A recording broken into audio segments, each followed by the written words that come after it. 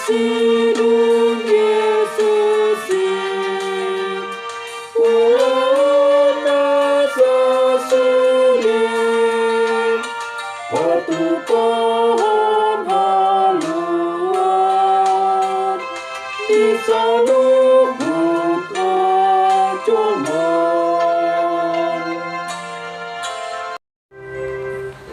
Mari kita berdoa. Kasih karunia dan damai sejahtera Allah Bapa dan darah Tuhan Yesus Kristus menyertai kamu sekalian. Amin. Firman Tuhan bagi kita hari ini tertulis dalam kitab Roma 6 ayat yang ke-8. Jadi jika kita telah mati dengan Kristus, kita percaya bahwa kita akan hidup juga dengan Dia. Ai molonang mati hita rap dot Kristus dihapur serohata rak mangulu mahita dot ibana. Demikianlah firman Tuhan. Saudaraku, dalam nama Tuhan Yesus Kristus, renungan firman kita hari ini adalah percaya pada Kristus.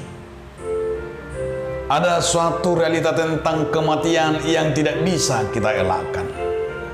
Cepat atau lambat, siap atau tidak siap, kematian akan datang kepada siapa saja pun. Dan kematian akan menjadi suatu realita yang tidak bisa dihindari. Meskipun orang tidak mau mengakui keberadaannya dan tidak suka membicarakan tentang kematian, kita mengaku bahwa kita ini adalah makhluk yang berdosa, makhluk yang sudah terpuruk. Jangan lupa bahwa kita ini adalah sudah mati oleh karena dosa.